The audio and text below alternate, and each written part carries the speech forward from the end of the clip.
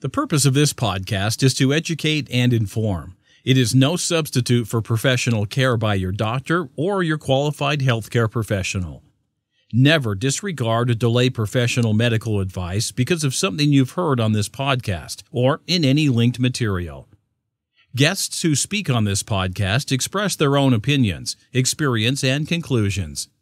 Dr. Shirley neither endorses nor opposes any particular opinion discussed on this podcast. The views expressed on this podcast have no relation to those of any academic, hospital, practice, institution, or other entity with which Dr. Shirley may be affiliated. Welcome to Forever Fab, the podcast on fashion, the art of living, and all things beauty. This podcast is curated by Dr. Shirley Madhere, MD, as the definitive source of holistic wellness through beauty.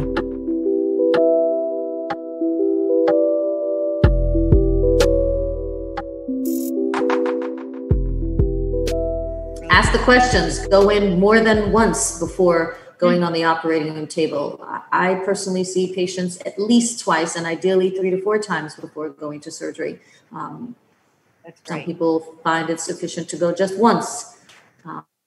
Awfully scary to go just once. I think all those things that you said are really, really smart advice for everybody to take into consideration. Yeah. That is a great segue into the next question, which is, yes, ma'am. Tell us about your approach to plastic surgery, the holistic approach. Okay, so I don't want to confuse anybody. I completely made up the term holistic plastic surgery. I made it up. It's the truth. I totally made it up. You invented it. And I made it up years ago. It is interesting, though. I noticed that there are a few people on social media who now say that they are holistic plastic surgeons. So listen, I'm not upset about that. I think, I'm fine. I think flattery. I think, Yes. yeah, copying someone or whatever, borrowing someone is flattering. So I'm not necessarily upset about that. But, just to be, truthful, I coined the term holistic plastic surgery many years ago because it evolved from my desire to embrace a more total body, inner and outer approach to achieving an outcome. And I just do it through the language of beauty. It's my core values to look at things holistically, to take many perspectives into consideration. It's part of my culture to go to the root cause of an issue rather than just sort of put a Band-Aid on a symptom. And so while I may operate on one part of the body, I very much understand that the whole of the person experiences the surgery and all of the dimensions of wellness. Ideally, it's difficult to achieve, but all of the dimensions of wellness must be intact for optimal healing.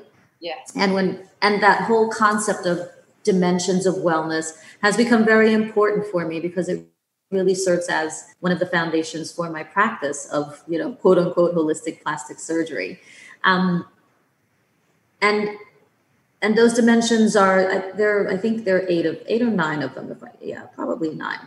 And it's how are you doing in terms of wellness physically, intellectually? Are you growing? Are you maintaining curiosity and engaging in lifelong learning? Emotionally, do you understand and respect your feelings and values? And do you appreciate the feelings of others? Socially, because it really is important to maintain healthy social relationships because that's part of age management. That's one of the ways that you age well and gracefully, maintaining your friendships and intimate relations and contributing to your community. The 5th dimension, spiritually, do you have a purpose? Do you have values? Do you ascribe meaning to your life? What else? Another dimension, vocational or occupational. Do you participate in work that gives you a sense of satisfaction? Here's a big one, financial wellness. That's a big one. Are you managing your resources to live within your means? And if you're not living within your means, do you have a plan B or a backup plan? The 8th one would be environmental, right? Do you understand how your environments affect your health and well-being? When you're going into an office, how are the fluorescent lights affecting you? How's the ventilation affecting you? The people you surround yourself with. And I think there's one more. Creative. Yes, creative wellness. Do you actively participate in the arts or cultural experiences, and not necessarily as vacation, but as a way to understand the world, yourself, your place in it, and other people? So I think that when I started thinking about who I am and what could I offer, by becoming a plastic surgeon, what could I offer by opening a practice? Yes, do injectables well. Yes, operate my ass off and, get awesome results. But what is it that is going to help me to feel fulfilled and really deliver something beautiful? And that's going to help people, not just with a physical result.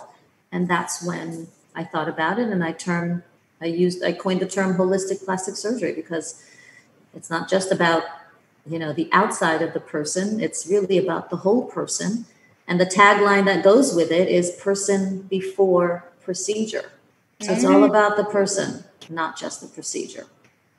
And so when you're with these potential patients and everything, do you ask them a series of questions? Oh my gosh, yes. That initial consultation can be up to 2 hours long. And I engage in full-on conversations, and I ask a lot of questions. I go deep. I go in. I love Many people are not, but honestly, some people are not receptive to it, and that's fine. Well, that's fine too. But, we have horror stories about if you already have a lot of problems in your life and you think plastic surgery is going to help, it doesn't. And it can, it's so serious. So I think this is brilliant. So it's person before procedure. Yep. Holistic plastic surgery, person before procedure. That's my whole tagline. I love it.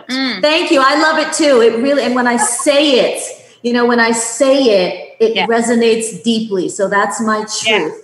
And it was risky, right? Because I think it's confusing for people, frankly. The holistic plastic surgery, what is that? You got herbs on your scalpel? Right. Crystals. Yes, I do have crystals in my office, but no, it isn't really just about that. It's a philosophy, and when someone is in front of me in my office, I explain it. We go all in, and hopefully they're on board. I think probably in the beginning, some people aren't used to anybody spending so much time with them. It's kind of like when I sit down with women and talk to them about a lot of things about their life, and they at first they're maybe a little bit like, well, I really just want you to work in the closet or whatever it is. But when we start talking about it, they start to remember themselves. And also, before you make a decision that can be life-changing as far as plastic surgery, all of those things that you mentioned, I think that's brilliant. I really Thank you. Well, that's similar to you, at the root of why you love what you do, and at the root of why I love plastic surgery and what I do, is because I love people. Right. And it's the same for you, I presume. So if you love people, why not take an opportunity when they're coming to you fully, vulnerable, and coming to you and telling you about their issues? They're coming to you with this tender vulnerability. And why would you just not embrace that and be like, I'm here for you, sister. I got you. Exactly. That's exactly the way I feel. I know. There you go. We love your pillars. We're very much in line with your holistic approach. Thank you. What is your concept of beauty? So what does being beautiful mean to you? This is obviously the concept of your podcast, but to share on this podcast. So beauty for me, it's a big word. And, sometimes when I'm writing, whether it's the blog or the content for my podcast, and the word beauty comes up and I want to use it, I actually have to take a pause and think to myself, boy, beauty. I've used that so many times. Everybody uses it so many times. It seems diluted. What's another word? Right. I can't really think of another word that seems to encompass this essence of beautiful.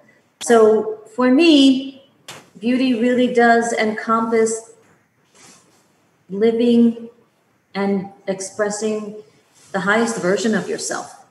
And I'm not going to define that by saying, it's a certain hair color or certain eye shape or certain ratios, in the thirds or the fifths of the face.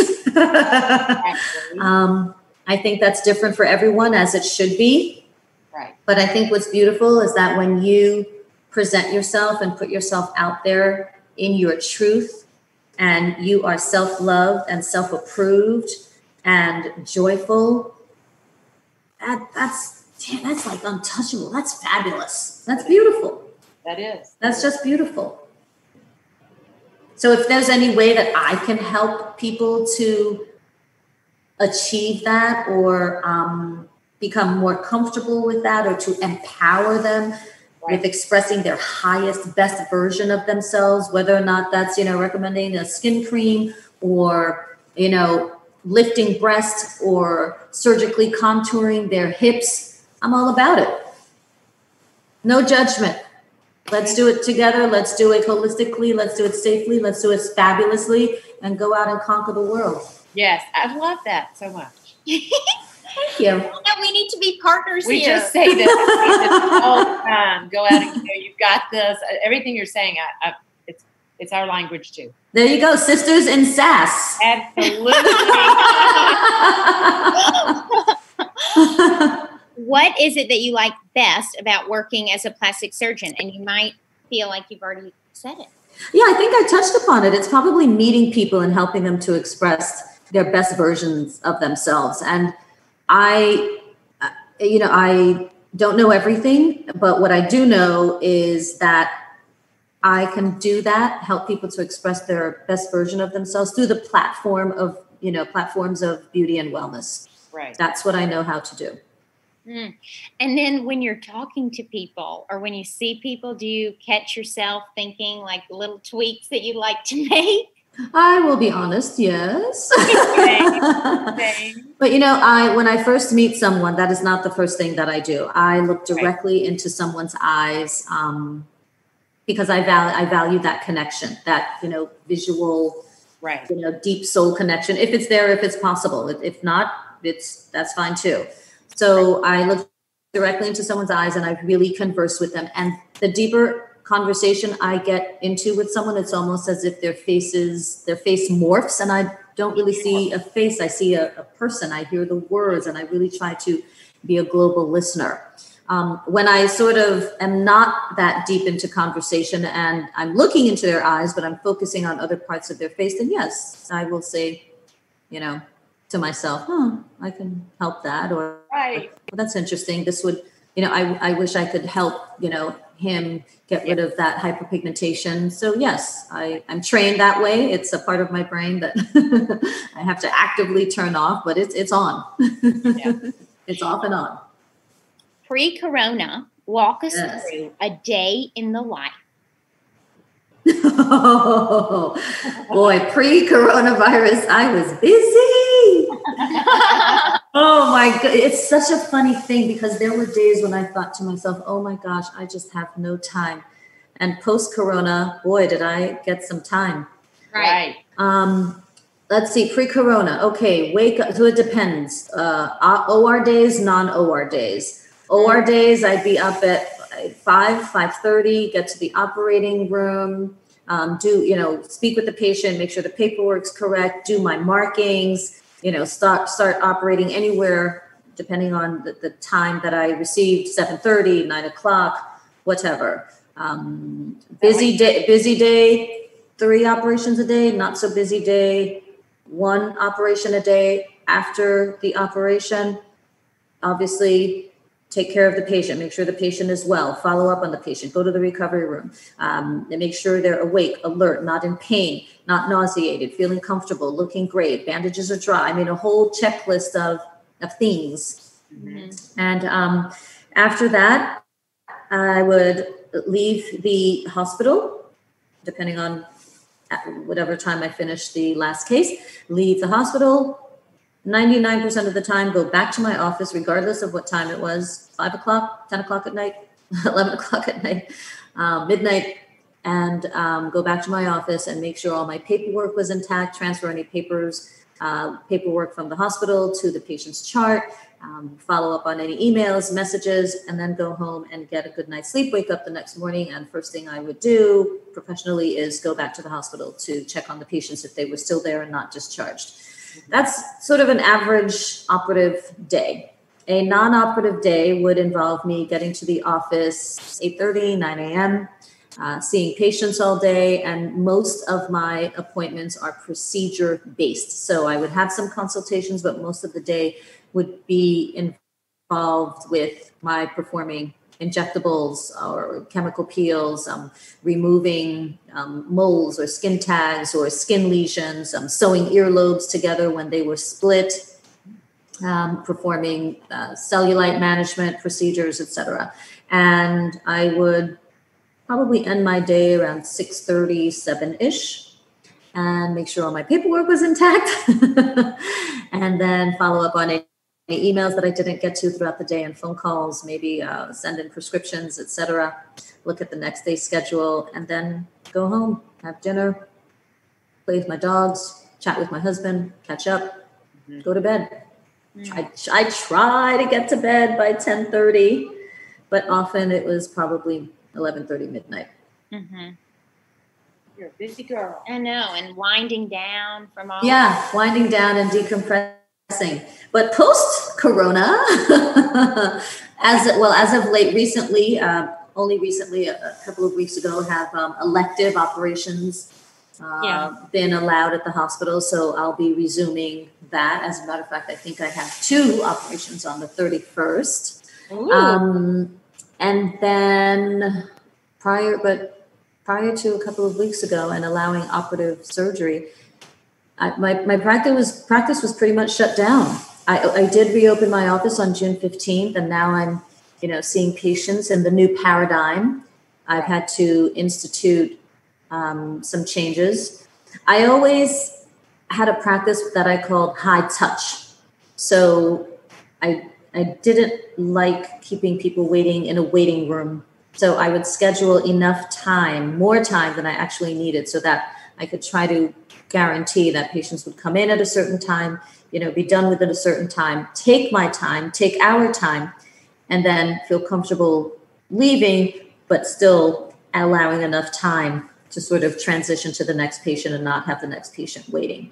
So I had to expand upon that now to be able to thoroughly disinfect and, infection control, all that stuff between each patient, before and after each patient. So now, I can't see 20 patients a day now. It has to be reduced because of that time. Oh my goodness. Well, I'm sure all your patients greatly appreciate that. That is incredible that you do that. Well, we, CDC guidelines, Department of Health, we all have to, for sure. And as physicians, especially as plastic surgeons, we did it before, so it isn't a huge change, but definitely we've all augmented our practices for sure. Right, but also before, they would have really appreciated that they could come in and they didn't have to wait for hours. That's such a huge frustration. Yeah, because I don't like that. I don't like when I go to the doctor or the dentist and I'm waiting for hours. Everybody's time is valuable. Right. But, life happens. Sometimes someone comes in and they sign up for one thing, but you actually want to do 3. So I try to have my assistant stay on top of that. And if we think I'm going to run over and the next patient may wind up waiting, we send them a text message or give them a call and say, Dr. Madhere will be running late. Would you like to come in at this time? Or would you, like to reschedule for a later date? We value your time. So we try. That's wonderful. This is something that we could talk about all day. Yes, I know. What are some such a pleasure. What are some of your favorite beauty products right now?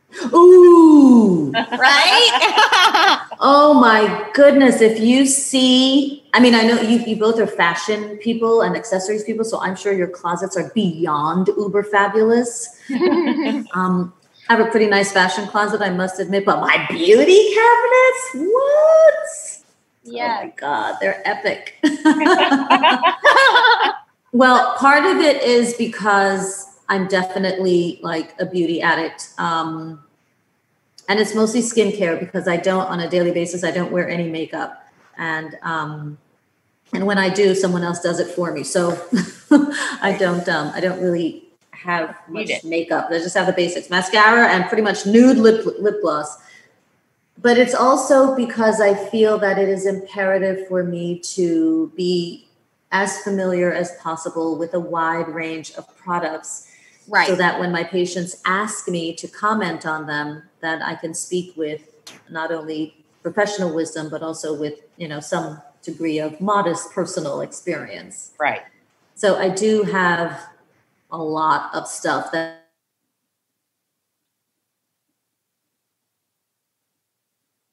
or throw it out, and then I move on to the next. So one of the ways that I experiment with things and talk about them is I have a segment on my Forever Fab podcast called 15 Minutes of Fab. And in each 15 minutes of Fab segment, I'll just choose one product that I've tried for a few weeks and I'll talk about them. That's great. I'll talk about my experience with them. I'll talk about the texture. I get really granular and nerdy, right? I talk about the ingredients and what the ingredients mean, whether or not I think they're clean, what the company is about, if there is any history of the company. So I go into it. That's so helpful. So right now I'm working with, let's see, Dr. Barbara Sturm's Glow Drops. That's one that I just trying. I'm also trying, I think it's called SIO, S-I-O. Yes, SIO Beauty. Yeah, SIO Beauty. Yes. I just got those, so I don't have an opinion yet. Okay. So SIO Beauty, and then there is one more. Oh darn, I got it on Violet Gray, and I'm afraid I just can't remember right now. But and obviously there's so many beauty products out there. It becomes harrowingly blinding almost, but I did make a commitment to feature more products by women of color and people of color. So this woman, I just got her product on, and they're also patches. They're under eye patches, and I think there might be lip patches. And it's tragic that I forgot her name. But anyway, I just recently bought her stuff, and so I will be reviewing her products on 15 Minutes of Fab soon. Oh, that's great. Mom has tried those Glow Drops. Yeah, what'd you think, Mumsy? I thought they were good. The price point is pretty high for a lot of women. Yeah. And frankly, I'll give a little bit away of my of my review, but I think the product is steep for what you actually get. Yeah. Right. Yes. Right. And that's the thing too. Maybe when we meet with beauty brands, a lot of times I explain to Delia that when you get to be my age, there aren't that many products that can do that much, rather than, I guess, retinol, vitamin C are the things that you would recommend. But so it's harder for me to recommend beauty products than younger women because I don't want to tell someone my age to spend $500 on August later it's steep. If it's not going to change their lives. So, have you heard of Beauty Stat, right? Yes. Okay, good. Yeah. Oh, the other product. Now I remember it. I couldn't remember her name because the product was her name, but in initials, KNC. KNC Beauty Patches. Yeah. So that was the other product that I'm trying now. So so I do love beauty products. I'm also realistic. I know that no product can deliver, dermatological or surgical results. We all understand that. That's basic. But, there's something emotional and very lovingly self-care about buying products and, slathering them on your face and using your beauty devices or your fingers. It's self-love. It's an act of self-love. So I'm all about that. So I do love my products. So do we. Yes.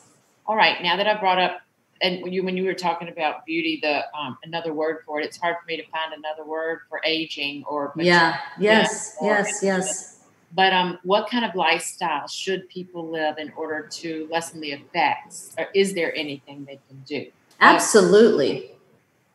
I touched upon it briefly earlier when I talked about the dimensions of wellness. So if there's a way that, and there are many ways, but to live as complete and fulfilling a life as possible, given those dimensions, of wellness, just think about all aspects of your life and try to do what you can do to make them as healthful, purposeful, and joyful as possible.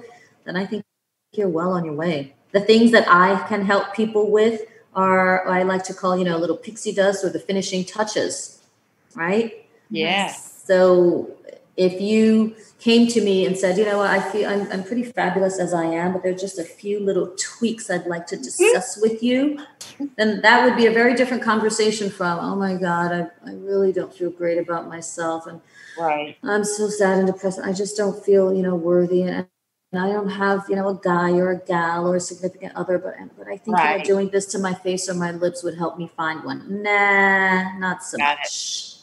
Got it. So to do, what it is that I can do for people from a place of strength and already self-love and self-approval is pretty powerful. Right. I mean, it's fabulous. That and a little sunscreen, right? Right? Little sunscreen, little moisturizer. Right. And I can go on and on. Little Botox, little filler, little this. Okay. Right. Baby. I mean, I am a plastic surgeon by training, I do love it. You are a great person to answer this question. In today's crazy world that is often filled with anger and uncertainty, oh my God, what helps you stay positive?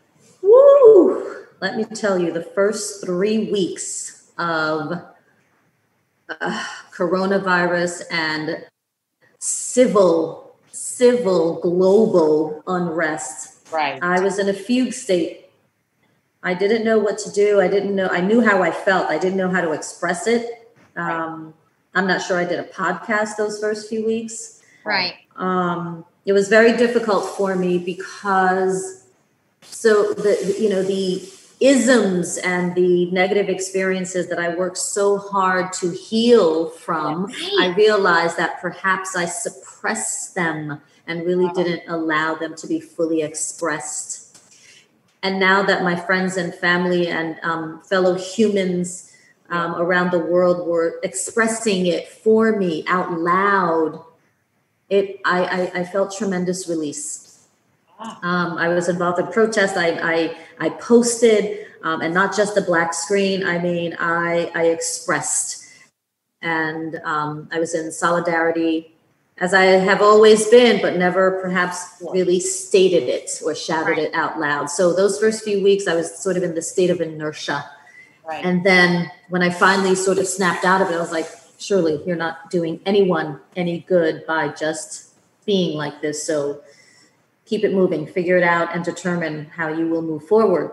And in general, the way that I dealt with the uncertainty and stayed hopeful, if not always positive, because there were days I was not positive. There were days I was very sad, very sad by what I saw in the news and how I saw that people were being treated and have always been treated, but that it hasn't gotten better. So there were days I was very sad.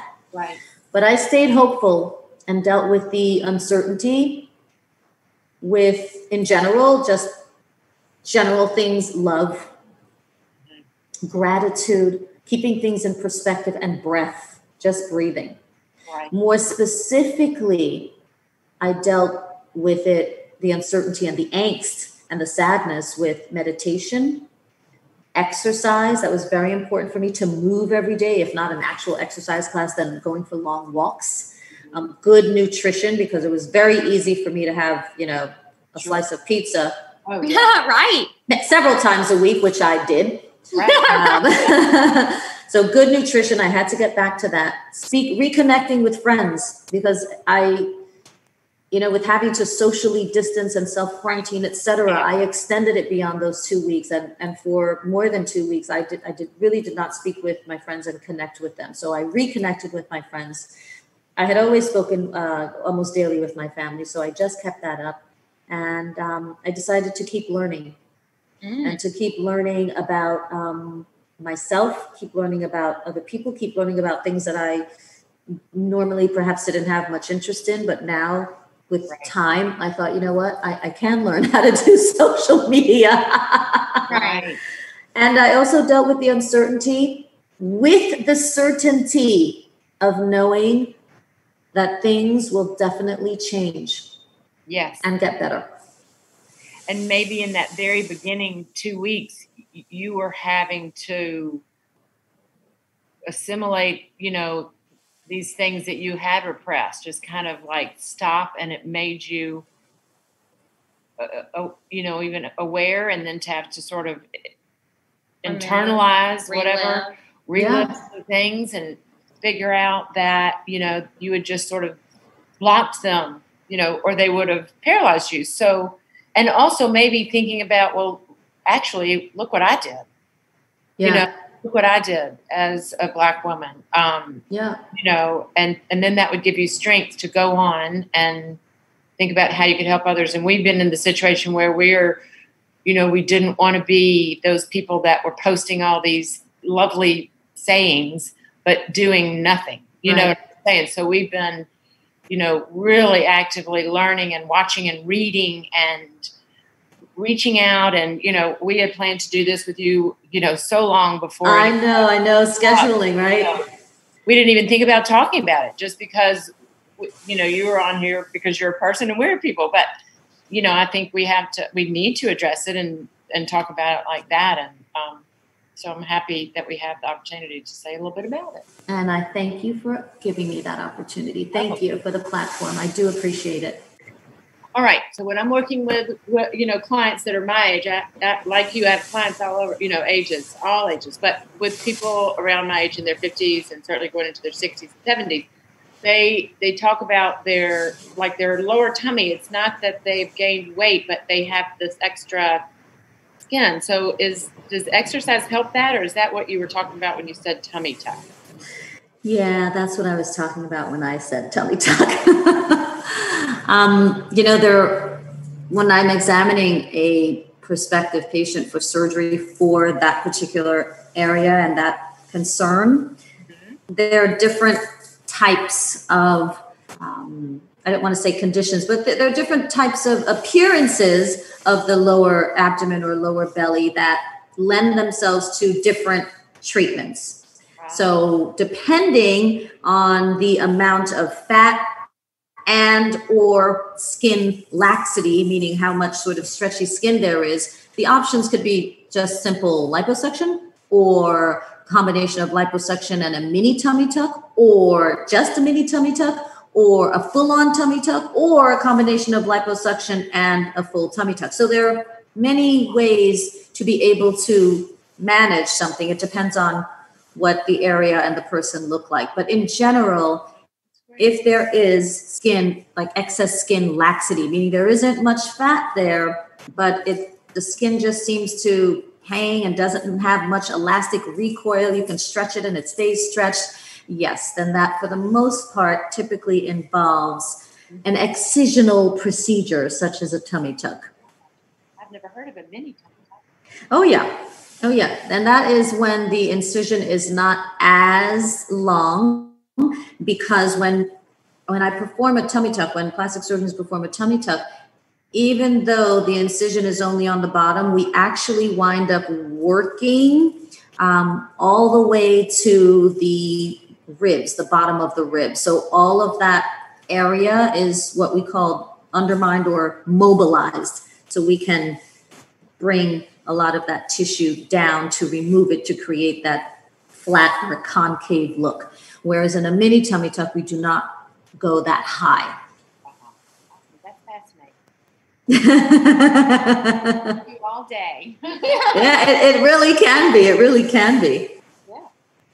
So where can people find you? How can they become a client or set up a consultation? And please, you must talk about your coming to people's houses. Beauty RX. I know. Fun, right? Very fun. Serious, but fun. Right. So I can be found so many places. And this was something else that I changed from pre-coronavirus times. I figured, if you really want to find me, you'll find me. But now I'm really all over the place.